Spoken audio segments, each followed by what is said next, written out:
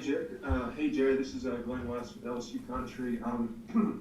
Just I guess talk about your journey here. I mean, you obviously kind of broke out here on the spring earlier this year after having to kind of wait your turn. I mean, just now that you kind of had this opportunity, how much are you seizing it? And just I guess talk about the progress you've made over the last year or so. Yeah, so since I've came here, I've been around a great group of linebackers. I mean, from Devin White, Donnie Alexander, Jacob Phillips, Patrick Queen.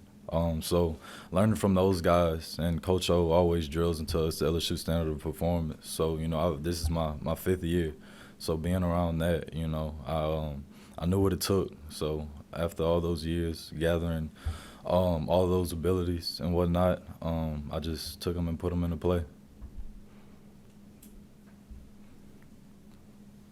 Hey Jared, Brady Miller with the Athletic. But I mean, yeah, was there something that kind of clicked or something about your game that you think you really figured out to kind of get where you're at now? I wouldn't necessarily say click. The new coaching staff, they were real open to giving everyone an opportunity, and like Damone said, you're able to sit down with them and talk to them, and you're able to learn. So that's a big help, being able to have that connection with your coach, and that was key for me. And I think that bond was created in the spring, and that was able to help me branch out.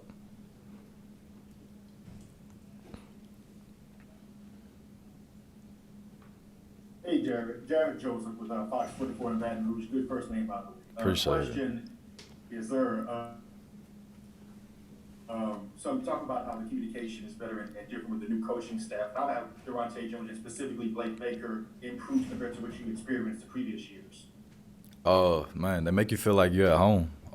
Whenever you have a coach that feels more like a friend, but that it's your coach. You're able to get the best out yourself and everyone around you, and it starts with yourself. And once you can build on yourself, then you can be a great teammate. You can be a great player. You can be a great person, and you feel that energy throughout the building, and it's a real positive vibe throughout the building.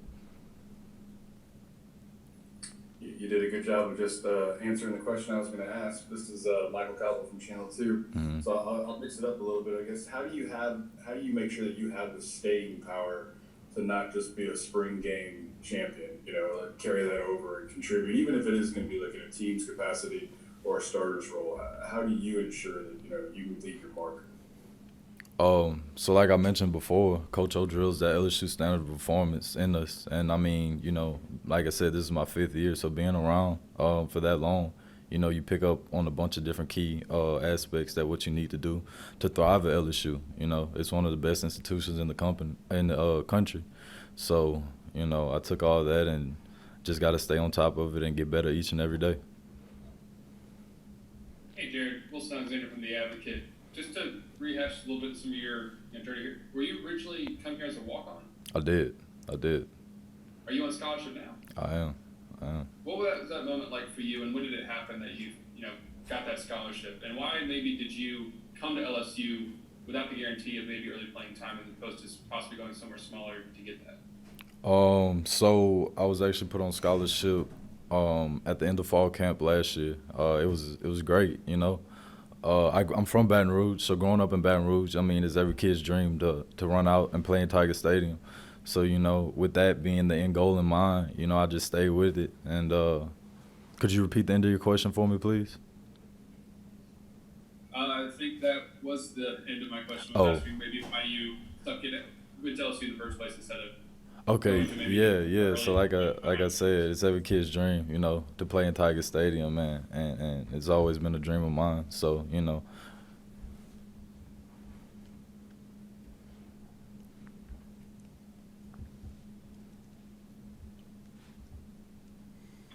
Hey, Shay Dixon with 24/7. Like you said, you got a scholarship now. You played in Tiger Stadium now. You put goals out there as a fifth-year guy. You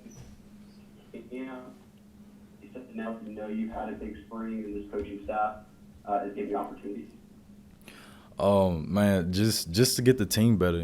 Football's a team game. I can't do anything by myself. So for me to go anywhere, the team's gonna have to go. So just making sure each and every one of these guys are ready come game one in LA.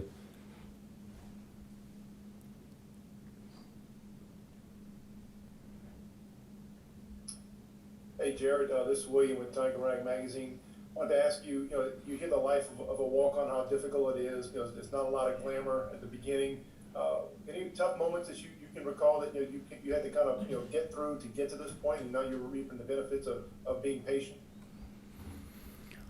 I mean, the journey itself, but I mean, you just got to know that there's an end goal in mind, and you just got to keep working on it, each and every day.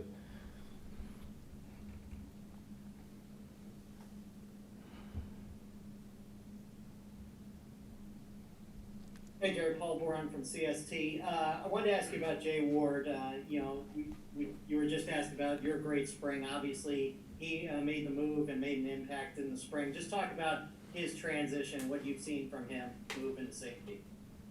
Physical player. He's a dog. He's a great guy. I think it was a great move. He's smart. He's instinctual. He flies around and he hits. And, I mean, that's everything you want out of the safety and a guy behind you. So whenever you know your back and behind is protected in the secondary, you can fly around and play free yourself. So